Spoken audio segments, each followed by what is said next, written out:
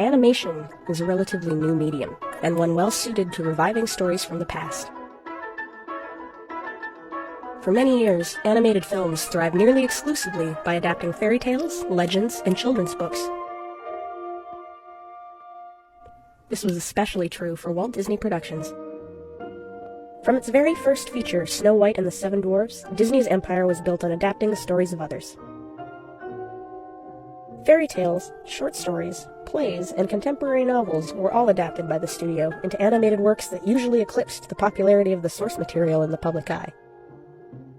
In 1994, Disney released The Lion King. Before release, the film was heavily marketed as the studio's first original story. This was a brand new approach for Disney, and it may have been this skew that helped propel the film to being the highest-grossing animated feature of all time. Claims of The Lion King's originality were heavily marketed. But were they valid?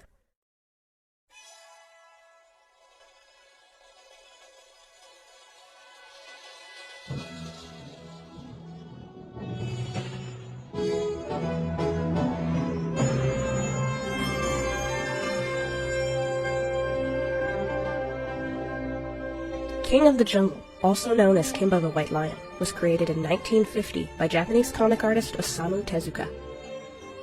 First a comic book, then an animated series in 1965, King of the Jungle follows the story of Kimba, an orphaned white lion cub who must reclaim his kingdom and continue his late father's dynasty. Tezuka was extremely popular in his home country, with Astro Boy being his largest success and Kimba his second. Often referred to as the Walt Disney of Japan, his reverence for Disney was no secret. He and his studio readily admitted that Kimba was heavily inspired by Bambi, and Disney even approached him to adapt it into comic form for the Japanese market in 1953.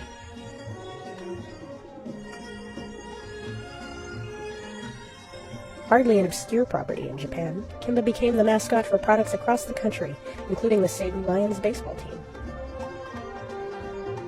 King of the Jungle enjoyed popularity from the 1950s to the 1980s, ending with the death of its creator in 1989. That same year, The Lion King began production, and was released to critical acclaim in 1994.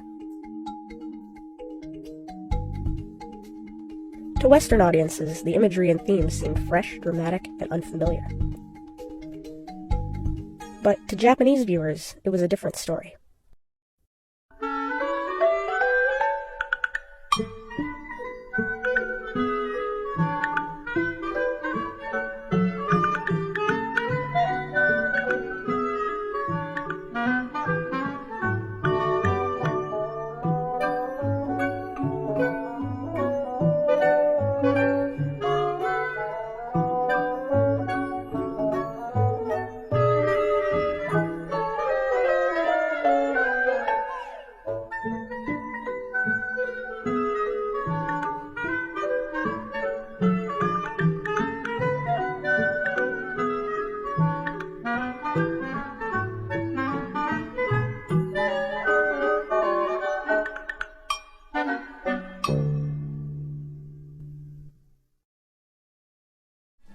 Hello, I'm Michael Eisner, head of the Walt Disney Company. The Lion King is unique. Unlike our other Disney animated features, The Lion King is not based on any previously published fairy tale or literary work. It's an original concept that was developed in the story department of Disney Animation. Lion King, it is the epitome of what this company stands for. The Lion King became the highest-grossing animated film of all time in 1994, gaining immediate international fame and recognition. The production staff of The Lion King have some conflicting views on the origins of the story. The film was simultaneously advertised as unique. An extraordinary original story, all new characters. Nothing about it is familiar. It's completely untried, untested. But in interviews and behind-the-scenes footage, works cited as inspiration for the film include Ben-Hur, King Arthur, Old Testament tales, Moses, Almost like a fable. Shakespeare, Bettelheim, Bambi in Africa with Hamlet thrown in. The film continued to be mythologized, often being compared to Western epics and the Bible, until it became the untouchable icon it is today. I don't think I realized how big The Lion King was. It is a huge name, and the fact that it's The Lion King is, it's just one of those things like My Fair Lady that everybody's heard of. In 1989, Tezuka Productions created a posthumous film adaptation of King of the Jungle titled Jungle Emperor Leo.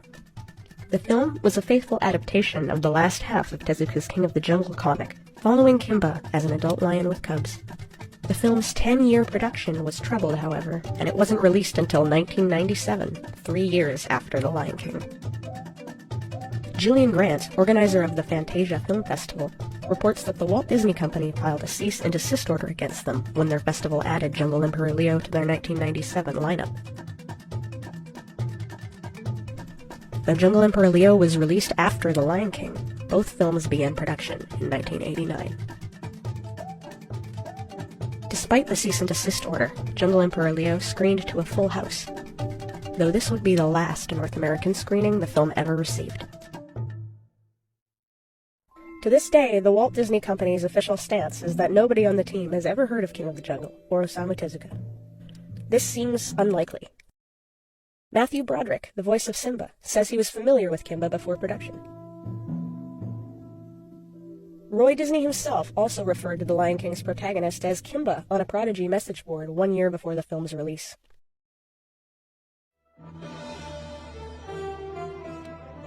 After the film's release in Japan, Tezuka Productions acknowledged their discomfort with the similarities between the works, but did not have the funds to file any lawsuits. The controversy received little press coverage outside Japan, with the notable exception of a nod from The Simpsons. You must avenge my death, Kimba. I mean, Simba.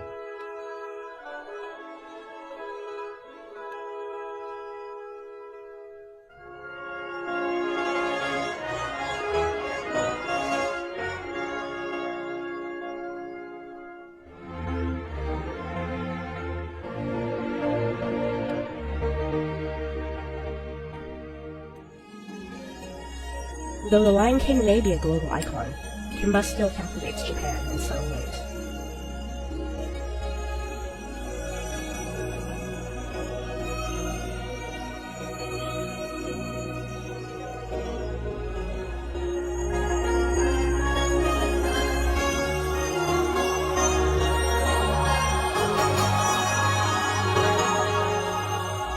There's nothing wrong with taking inspiration from another work, but when originality is claimed after doing so, and when hundreds of millions of dollars are at stake, the picture changes a little.